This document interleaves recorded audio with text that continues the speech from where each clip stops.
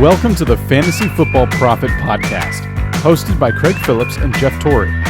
Visit us at fantasyfootballprophet.com. And now your hosts, Craig and Jeff.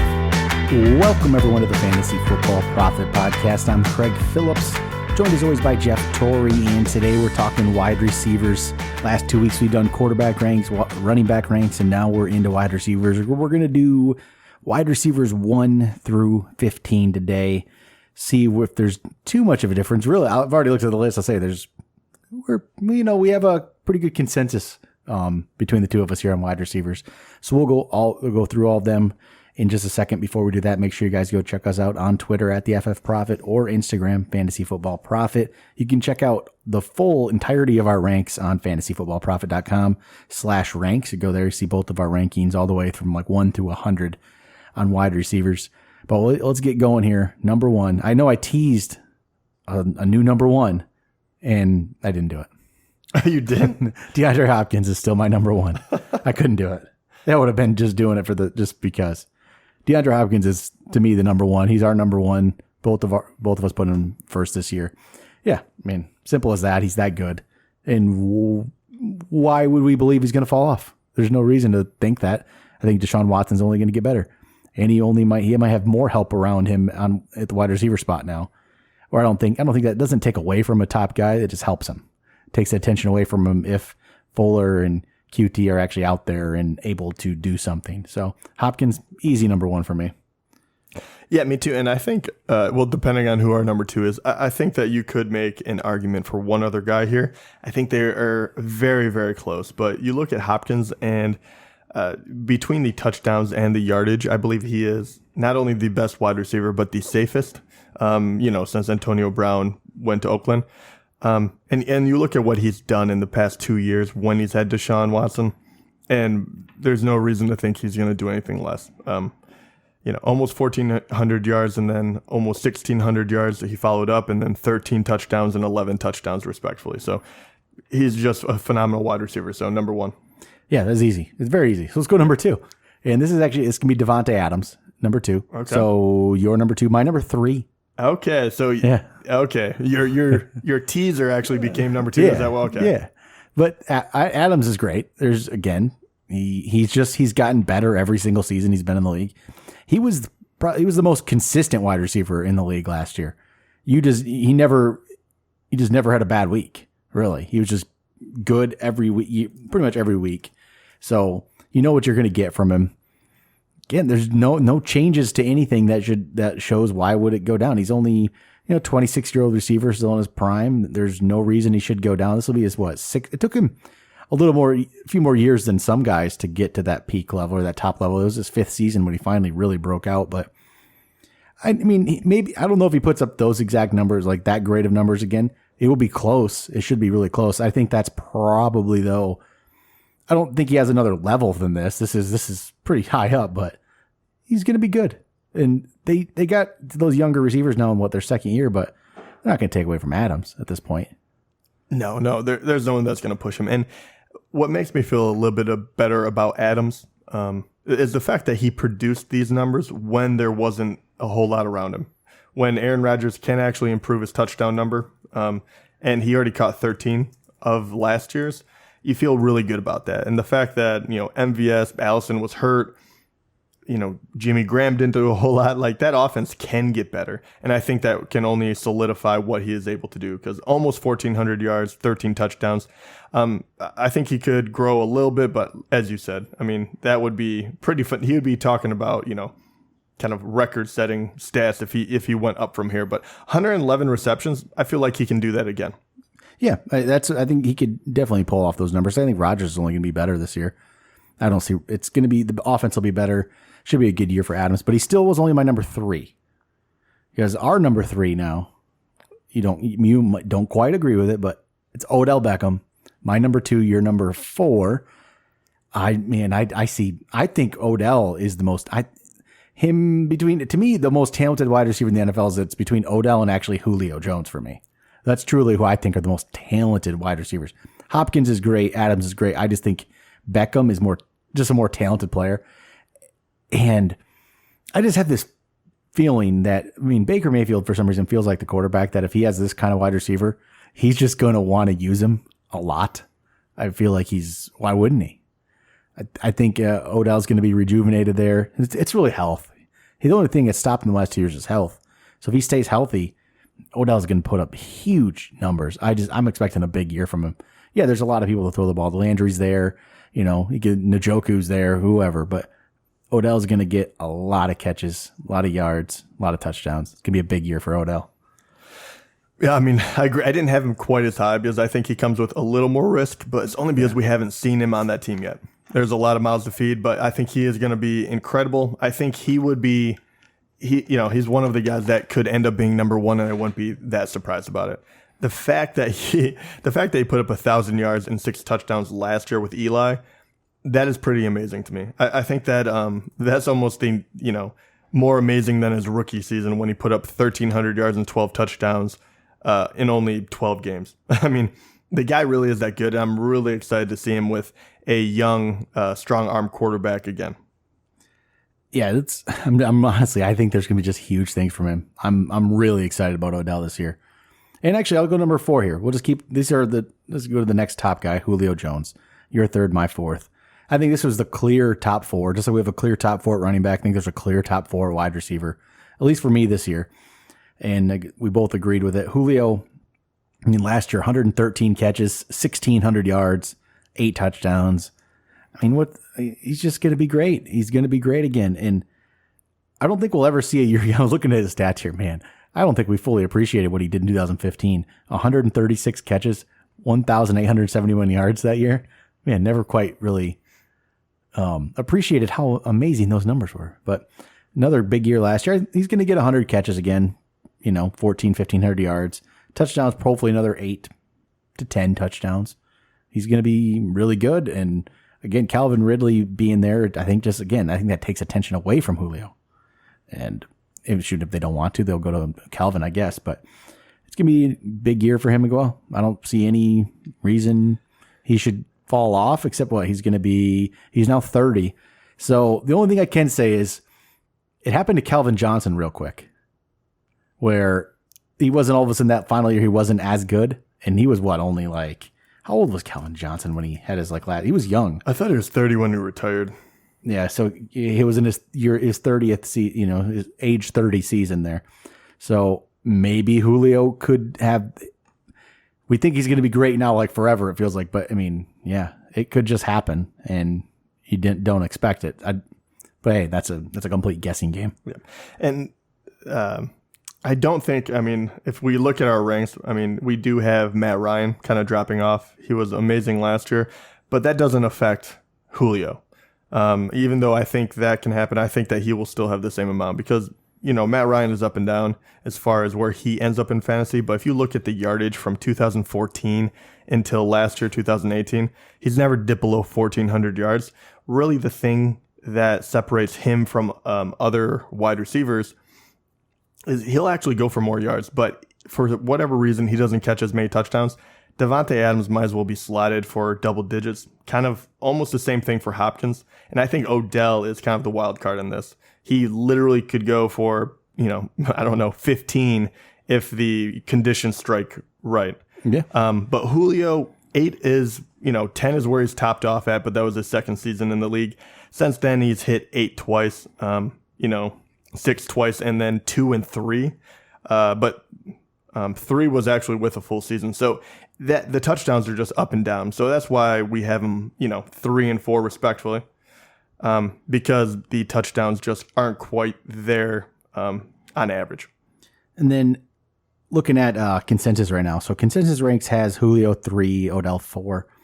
Funny thing is the number 5 player here on our list is Michael Thomas. He's 5th for both of us. Mm-hmm. He's actually ADP 3rd right now. He's actually going ahead of Jones and Beckham in ADP. I just wonder if that's some weird effect of the contract. He was in the news, he got the big contract, and this takes into effect ESPN, CBS, Yahoo, all these different leagues. Maybe just the overall casual fan put Michael Thomas higher up because of that or something. I don't know. To me, I can get why if somebody wants to draft him ahead of Beckham for safety, but I don't see him.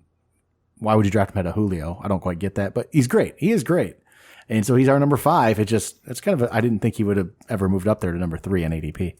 It's a odd thing. So Thomas last year, 125 catches, 1,400 yards, 9 touchdowns. Man, what can you say? He's a great player. Just got paid now, but he's still, he's actually already 26 years old. You wouldn't think that. He's going to be his 4th year, same age as like Davante Adams, who's going to be in his 6th. But he's been great all 3 years, 92 catches, 104, 125. It's only gotten better. There's probably not going to slow down, but I find it's strange for me. Like I like Michael Thomas, he should be right here. He should be at 5. This is the numbers he's put up. This is where he should be. But sometimes I like to get like JuJu over him. I almost rather have JuJu on my team in a strange way, even though I know the real route to go is Michael Thomas. I sometimes want that flashier player, I guess I should say. But JuJu's our 6th rank, so we both ranked him 6th. So you did pick Michael Thomas over JuJu, but would you consider JuJu over Michael Thomas? Sometimes it's weird, in my mind at least. I think about that. Yeah, I mean, you could I could make that argument. I really, really love JuJu that much.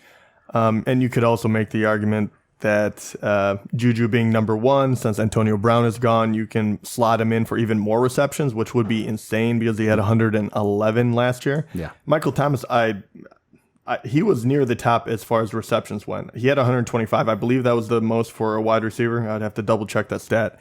So to think that he's going to lead the league again, and that would be difficult, even though he obviously is a clear-cut number 1, but 125 is a lot to ask of anyone. And the fact that he had the most, and he still, he cracked 1,400 yards, but he didn't beat Julio in that, respect, and he didn't crack double-digit touchdowns. So I think Michael Thomas is the safe way to go because every one of his 3 years, he's pretty much done, improved a little bit, but I think that's where you're going to land. JuJu, on the other hand, a little more risk because you're not sure if Antonio Brown taking up all of that coverage helped him. And, maybe this actually is a step down, but 1,400 yards last year with 7 touchdowns, being the number 2 guy, 166 targets. Give me a break. That's so much. These guys put up such big numbers these days. Yeah, it's ridiculous. So, I mean, you can go pretty deep with the top 10 wide receivers, top 8 for sure, are all monsters. I mean, you really can't go wrong. You're splitting hairs here. But yeah, I think Thomas a little safer. That's why I ranked him ahead of JuJu. But I do personally, I like JuJu better for whatever reason. Maybe that's a bias. Maybe I selected him early, so I want him to be that guy.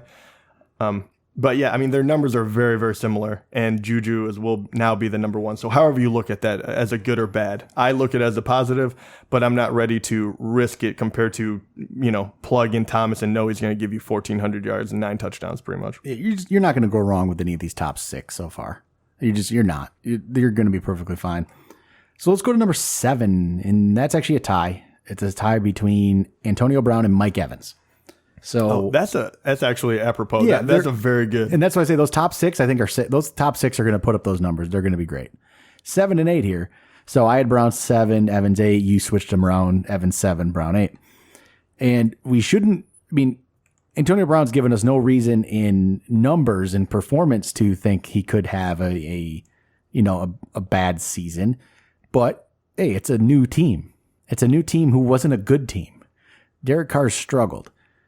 He's not quite. He hasn't played like Ben Roethlisberger has in the past. Antonio Brown is now 31 years old, so you just never know. Again, when that's. I mean, look at like Jordy Nelson. Jordy Nelson retired today. Like 2 years ago, we were talking about drafting him up near the top. Like it happens quick. Like it just happens. So when they get into the 30s, you just got to start. It's in the back of your mind that hey, maybe. But look at the numbers Brown's put up. He's had 6 straight seasons of over 100 catches. The worst he's ever been in yardage over those 6 seasons was 1,284. He's always up there in touchdowns. 8, 13, 10, 12, 9, 15 last year. He's just a great player. It's just a new situation. Yeah. And And the rough part about him is, first of all, 15 was, yeah, I mean that too. But 15 was the most touchdowns he's ever caught, obviously. I mean, that's a giant year, right? That was last year, and that was with Big Ben. He's had how many years to, pretty much perfect that chemistry between the two of them. Almost 1,300 yards. You don't have to take a huge hit off of those numbers in order for him to, fall out of that number one spot. For a lot of people that are going to look at these and say, wow, he's been the guy for so long. Why would he be ranked closer to the end of top 10, right? And that's really why. I mean, Derek Carr, I wouldn't even know where to start with talking about like his favorite wide receivers or what to expect from him, because he has such a unconventional first few years in the league. Obviously, he almost like was very good as a rookie, then took a step back, and then you have Amari Cooper. But is it Amari Cooper's issue or was it Derek Carr? I don't know who to blame in any of this. Weird. So I don't know what to expect, and that's why he takes this. Also, I would be shocked, really, really shocked, if he got 15 touchdowns.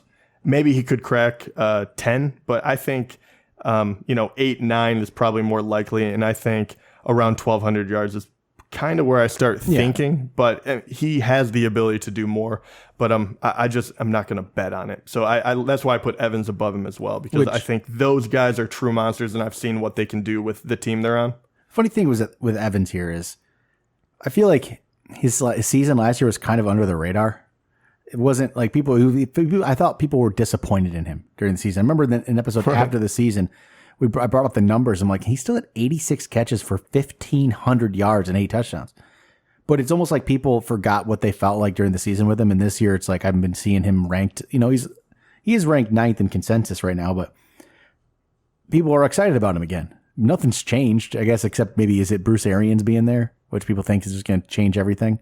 I don't know if it will, but Mike Evans is he's just interesting to me because he's had a couple. I mean, last year was his best yardage by far. He had 8 touchdowns, which is decent. He's had 2 12-touchdown seasons, but he's also had a 3 and a 5. And he had a 74 catch season and a 71 catch season. Man, even his rookie year I kind of throw that away, but it was 68. It's kind of like you don't quite know what to expect. He doesn't have quite the numbers as these guys above him. Brown, you say, can go down to his level because of just the change. But those other guys, those top 6, just have massive, massive numbers. Where Mike Evans just quite isn't that, despite, the yardage was there. But it's not the overall, the consistency isn't as strong as those other guys, I'll say. Oh, yeah, that's what puts him at this level. Yeah, without a doubt. And, it was only in 2016 when he was the number 1 wide receiver overall. So he has, and even though he's been, up and down, the highs have been extremely high. Yep. So that's what he does bring to the table. Yeah, he's going to have a good season. I start to hesitate on him, at least, but he's not a first round guy. He's really not even, you can get him. What draft did you do? We did a draft with, you got him in was it the 3rd? You actually got him in? Oh, that's awesome. Round. If you get him in the end of the 2nd, beginning of the 3rd, that's a great pick there. All right, so we'll go to number 9. So far, we've only been, the biggest difference we've had was 2 spot difference on Odell Beckham. Yeah, and I do have to say, 1 through 8 is where I feel I do want one of these guys. I think if you get one of these guys for your number 1, you're doing great. After this, I think that this is where, I don't know if it would be a 3rd tier, but this is where a big drop off happens for me. And it doesn't mean they're not good below them, but these first 8 guys are spectacular. And then our number 9 is close to that. We each have a number 9. It's Tyreek Hill. Yeah, okay. This is okay. We all know why that's a weird one, right? It is. It's just a weird one because of the situation that was going on. Yes. But it's not, that's not it. That's not the only reason. Okay, I will say this. If Tyreek Hill plays 16 games, he will finish the year ranked higher than 9th. That's not why I'm putting him 9th. I don't think he's going to finish as the 9th best wide receiver necessarily if he plays all 16. The problem is there is weeks. He has a lot of weeks where he just doesn't quite perform, and that is what I don't like. I want the other guys near the top that are on a week-to-week basis. Look, hey, the difference is here. Him and Davante Adams were not very far apart in final year stats, in final year position, right? They're like 1, 2, right around there, right? Close to it.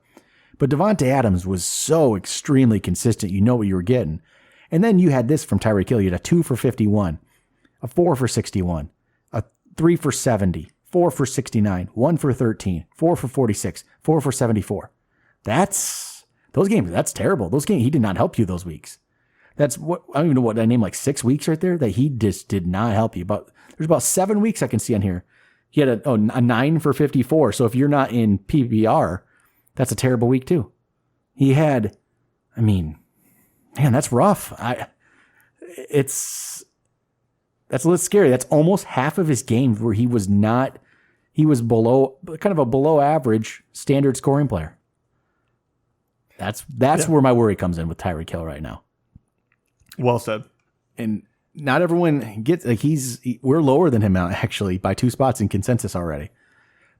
I just don't like that boom or bust mentality with him. He's like an exaggerated version of Deshaun Jackson where he's a lot better, right. But he is that type of player yet. He has more boom weeks, I'll say, but he doesn't have like his first couple of years. He was running the ball too. So he got all those rushing numbers. Like he break one that way. He's not running the ball anymore.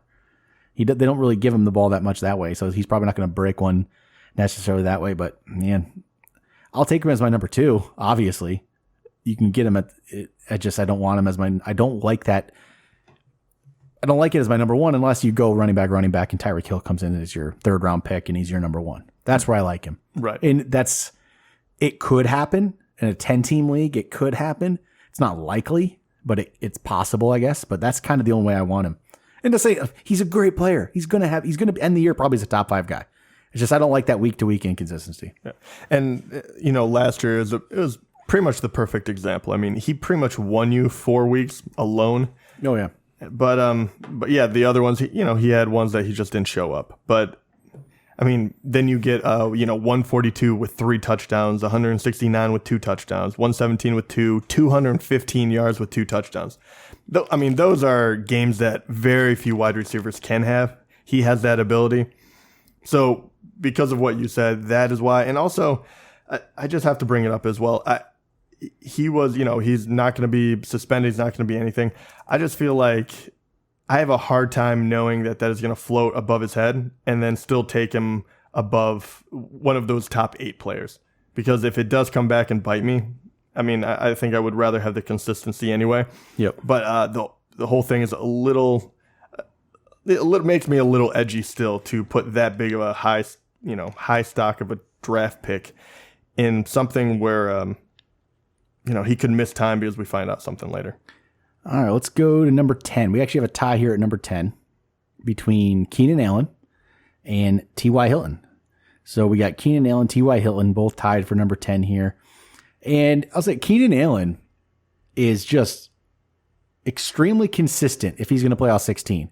If he's playing all 16 games, he's going to be a really good player. He had last year 97 catches, almost 1,200 yards, but 6 touchdowns. The year before, 102 for 1,393, 6 touchdowns. He's going to be that kind of player. He's going to be good. I think that's about where he's at. He's never going to get better than that or higher than that. He's about a top 10 guy. I have T.Y. Hilton ahead of him right now. And the more I look at this and think about this, I don't know if I should. You have only 1 spot difference, but T.Y. Hilton, he had a huge year in 2016. I mean, it was really big season there, 91 for 1448. He had a terrible year in 2017, but that was without luck. Last year, he came on strong with 76 for 1276 touchdowns. I guess I was banking on a second straight season with Luck, the offense getting better, them really getting him the ball. And now there's the whole calf injury thing with Luck, which is starting to slightly worry me. Maybe T.Y. goes down. I don't feel as confident in T.Y., but they're so close in this, but they're different players. You got, again, a more inconsistent maybe, but potential, higher upside than Keenan Allen. But Keenan Allen, you just know what you're going to get. I agree. And especially in I think that their numbers are going to be relatively the same at the end of the day. I think if you're in a, half point or a, PPR league, I think that's where Keenan Allen will take it because he will probably have 20 more catches, anywhere from 10 to 20, say. More catches, more than likely if the game plans don't really change a whole lot. But yeah, I think these guys are so incredibly similar. And you can see even their numbers are incredibly similar from last year. I mean, they're both pretty much at 1,200 yards and 6 touchdowns. So if you just want that safety, though, it's Keenan Allen all day. Yeah, I agree. I do like him a little more. I know that people will look at the Indianapolis Colts and they'll say that offense is primed to go off, and they're absolutely correct. It looks really, really good. But, there's so many people to throw to unless you really think that Hilton's touchdowns are going to spike for whatever reason. That would be the only reason I think that you could upgrade him. All right, let's move on to number 12 and 13, another tie. So we had Adam Thielen and Amari Cooper here. So I had Thielen 13, Cooper 14. You had Cooper 12, Thielen 13. Again, these guys are completely different in how they're going to go every week for you. You'd think, well, I don't know, maybe I guess they're really not in a way, because actually Thielen just did he had half good games, half bad games almost in a way, but he just did them in order. He did all great, then poor. Right. Cooper just throws it wherever. He has a bad, So I guess they both do the same. I anticipate and I expect Thielen to be the safer player. But Amari Cooper has ridiculous upside to me. Amari Cooper could be the next guy that jumps up to the top level. He has that talent. We've thought that for a few years that he could do it. He's just been so inconsistent. But Adam Thielen to me does not have that next level. Adam Thielen is at that next level for him. He's at his top level, which is a very good player. Amari Cooper could jump up. I am ranking Adam Thielen ahead of Amari Cooper because I don't know if I 100% believe it'll happen. But I think he has that level in him. I just don't know. But here, I made this post on Instagram earlier. This is Amari Cooper's game-by-game scoring in standard this past season. So I'll say the first 6 games, that was with Oakland. So let's get those first 6 out of the way. Standard scoring here. 1.8, 11.6, 1.7. So 18.8. I remember that game. He did really well. 1.0 and 0. He played that game. He played that 0. That's where those were his games with Oakland. So, okay, yeah, pretty poor, right? So he went to Dallas. Remember, everyone remembers how great he was in Dallas, right? So, yeah, he did have some. I mean, I clearly remember one of them. It haunts me to this day, Jeff. I thought about that on my ride home earlier today, about Amari Cooper and beating me and stopping me from a championship. Yeah. But here he goes. This is his Dallas time. 11.8, 7.5, 3.6. Then he had 30, but then only 5.6, and then 39.7. Ooh, that's brutal. Then he followed up his 39.7 with 4.3, 2.0, 1.1. I think people forget what he finished the season with there. I don't think anybody seems to remember that. They just remember that one huge, massive game, and then they think that was it, right? He was just great from then on. Somebody on Instagram made a comment on a post with Amari Cooper's ranking. He said, well, Amari Cooper was the 3rd best receiver after he went to Dallas, which is just not true. He wasn't. Even with that 30 and that 39.7 in standard scoring, he was still 11th. But saying all that, he has top 5 upside in my mind. I really think he still does. He's only, what is this? He's 25 years old. He just turned 25. He has that massive upside yet. I got to see it though. Yeah.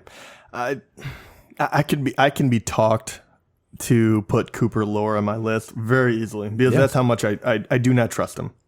But if I really look at his ability and, do I really think that Dak and Dallas is better than Oakland and Carr? 100%. Yeah.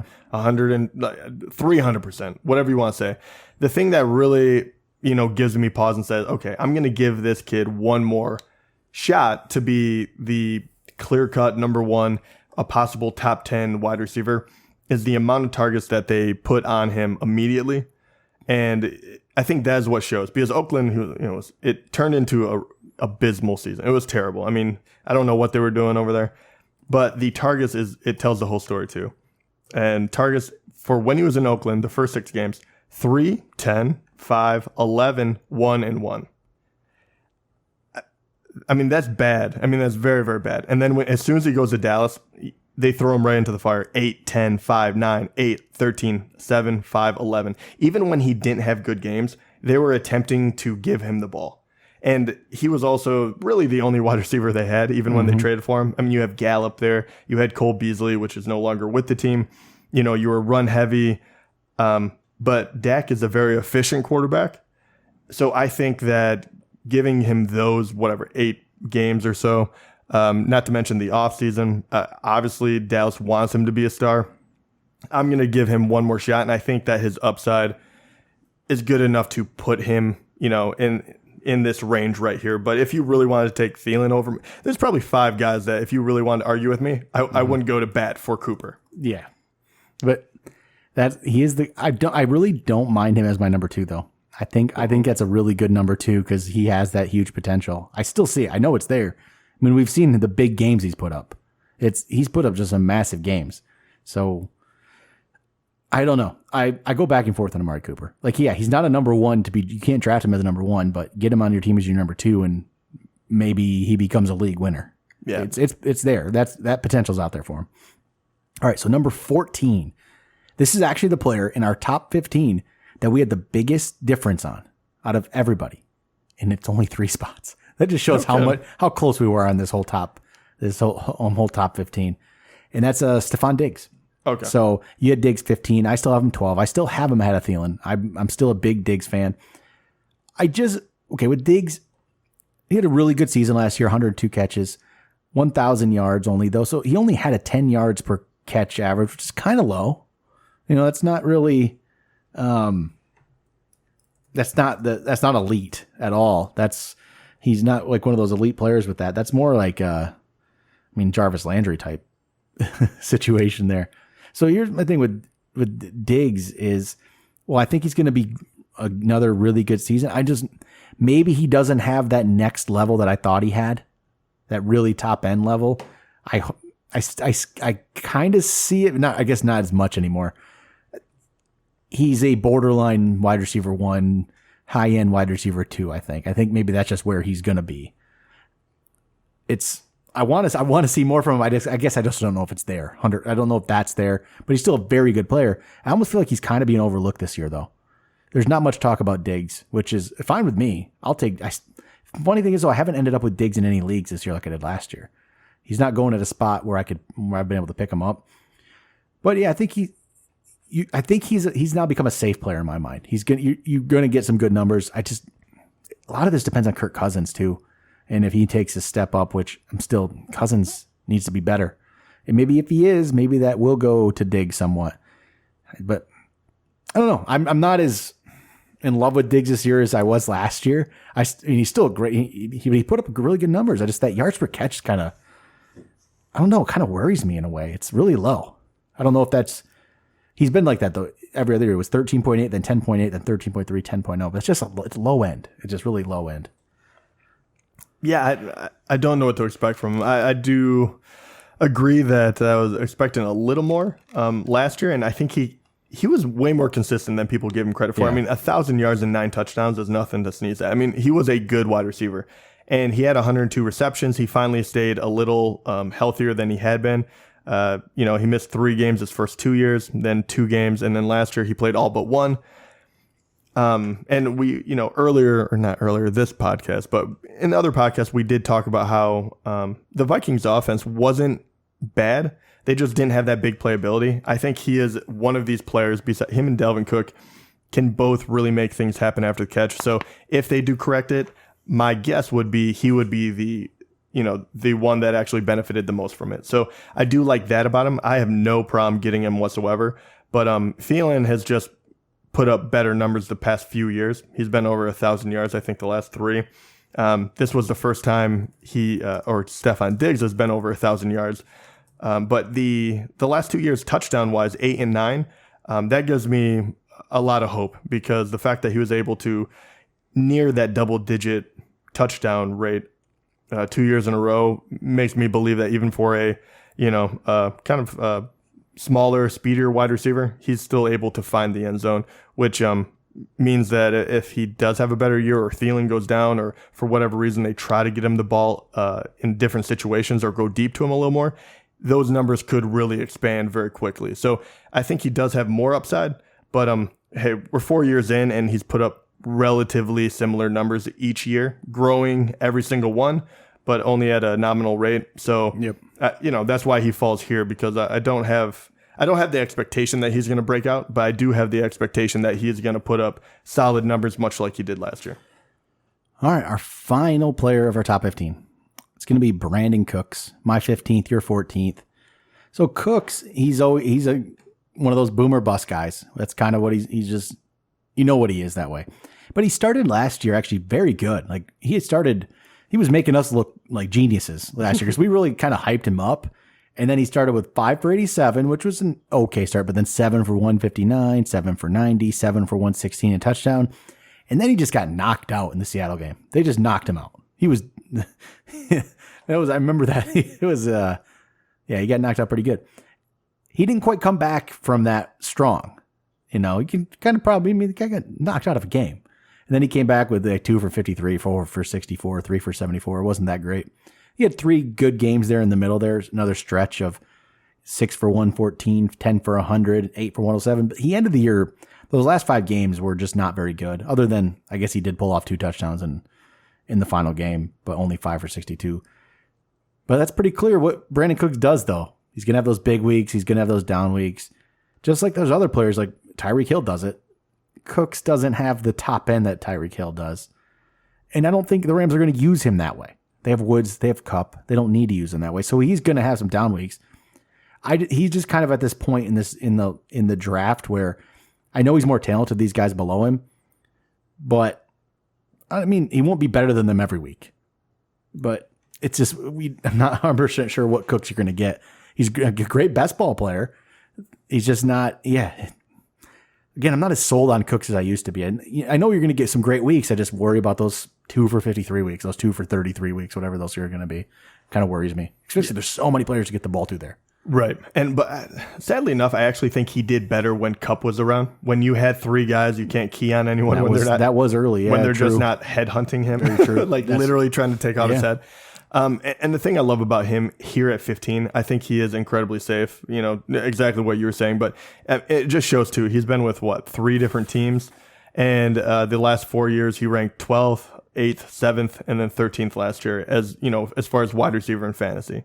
So he doesn't have top end touchdown ability, but he's going to catch a lot of yards. He's a very sure-handed guy. They do like to use him a lot. If Kupp can stay healthy, or that trio stay healthy, I think it only helps him. So I think he could be a guy you can get here, and he could sneak into the top 10, possibly with injuries and everything like that. That usually happens around, obviously, the wide receivers.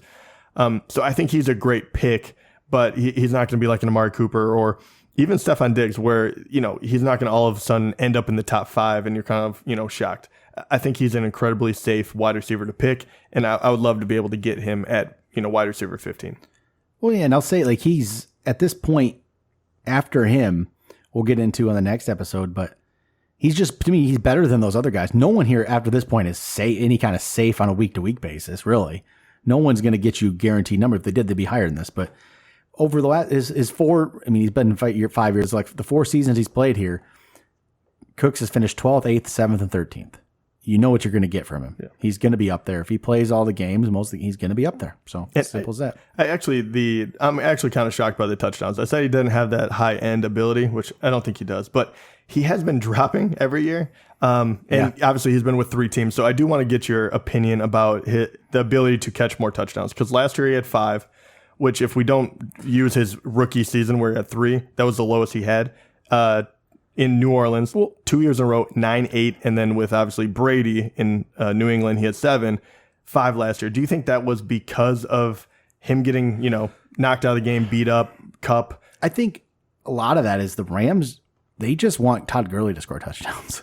I mean, it's true. What, do you have 17 of them? I mean, I think that's just what they want to do. But I mean, do you think that, I don't know. Do you think if they run him less in the red zone, maybe trying to preserve him, that touchdown number could go up? It could. The problem is it's just so random who's going to get them between Cooks, Woods, Kupp, Gurley, Gerald Everett, Darrell Henderson. Josh Reynolds. Who knows? It's just so random. I still think 5's low. I think that's low end. I see more 7 to 8. I really do think. I think 5's a little low for that, especially how prolific an offense he's on. It should be higher than that. And I could see 8 touchdowns. That's about what he should get. And I don't see much of a difference. I think 80 catches, 1,200 yards. I think he can pull that off again. There's no reason why he can't. Even with Kupp out there for the whole year, I don't think it's going to take too much away from Cooks. He'll be up there. I mean, worst case 75 for 1,100 maybe. Okay, I'll give him that. He's going to be in good shape. All right, that's going to do it for our top 15 receivers. We'll get into our next 15 on tomorrow's episode, when you'll see maybe a little bit of a difference between our picks tomorrow. Today, we were just these top 15 of the top 15. There wasn't much difference. So on the next 15, we definitely have some differences. So we'll go over that tomorrow. Talk to you guys then.